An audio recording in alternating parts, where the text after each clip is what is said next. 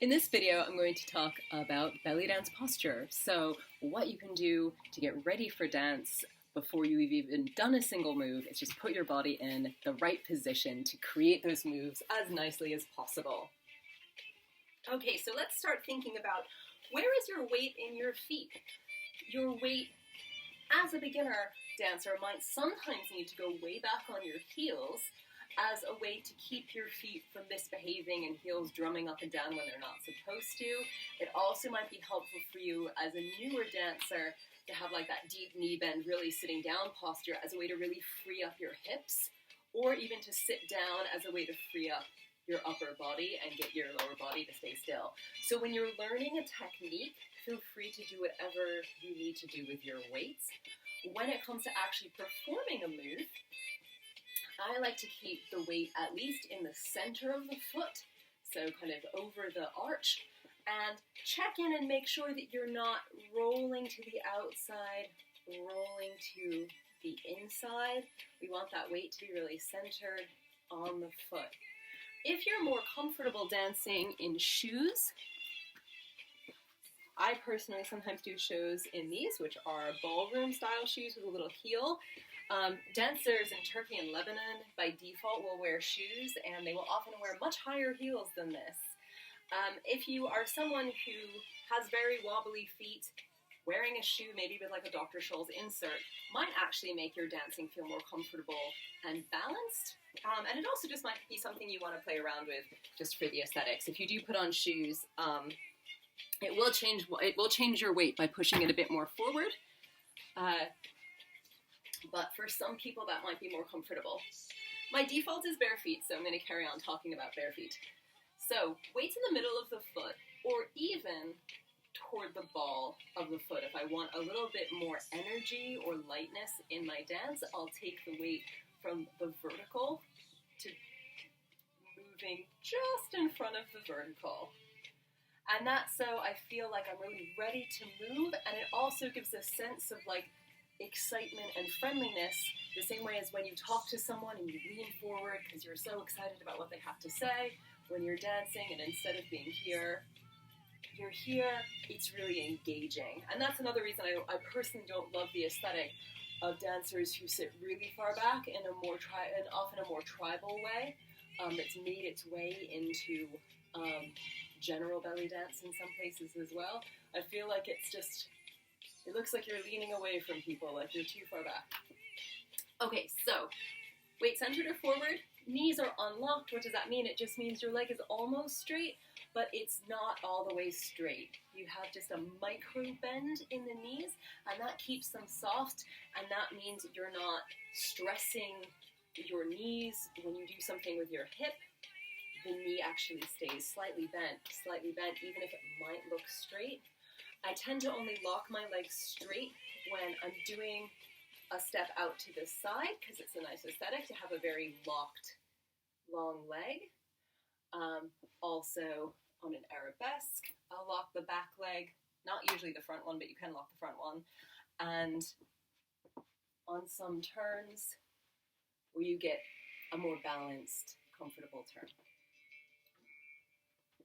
So, knees unlocked.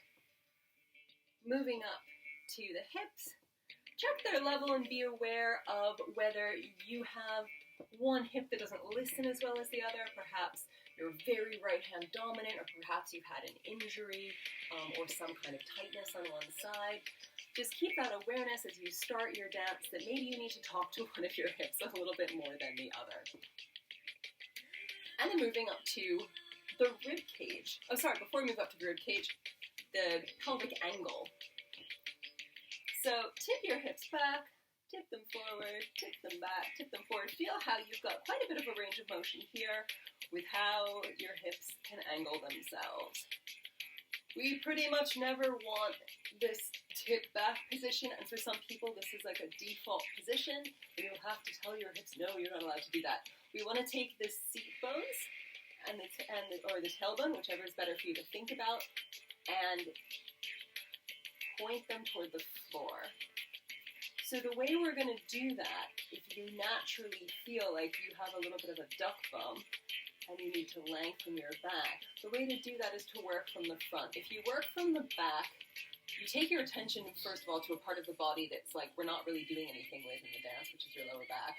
And you're also likely to do things like tense your glutes and possibly send your shoulders forward.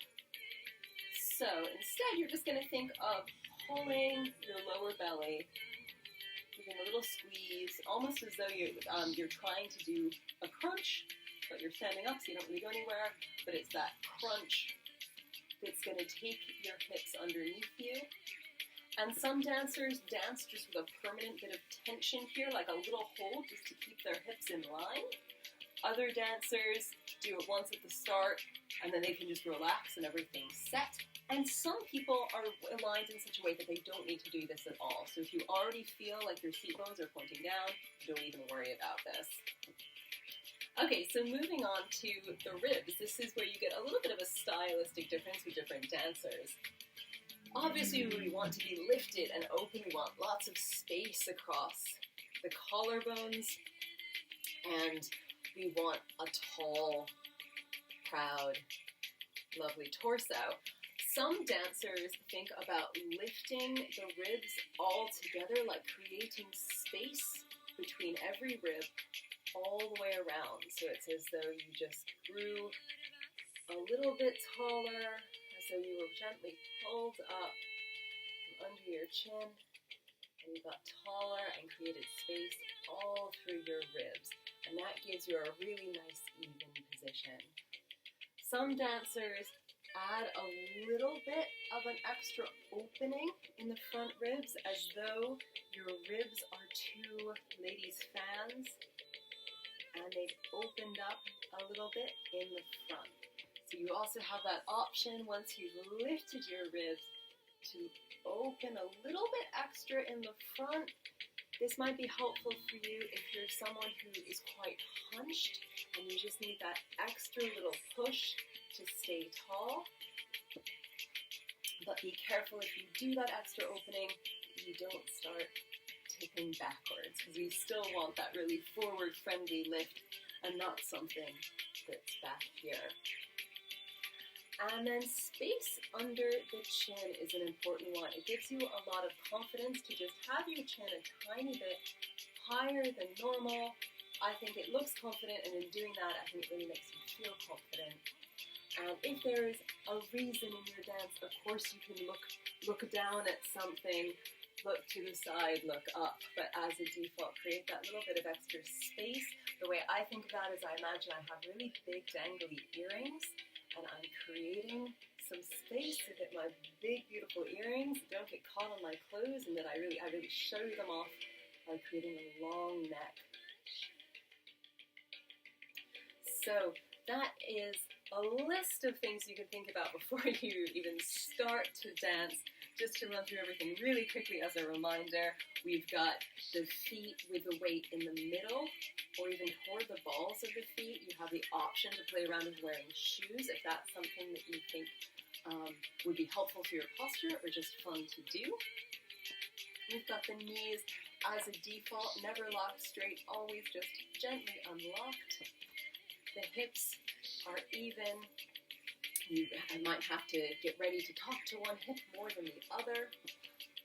Your pelvic angle is seat bones and tailbone pointing to the floor. If they had lights shining out of them, your seat bone and tailbone would shine lights on the floor, not at the wall behind you. And the way to get that position, if you need to make that adjustment, is to pull from the front, not to squeeze or push anything from behind. Ribs have space created between every rib, so you feel yourself growing taller.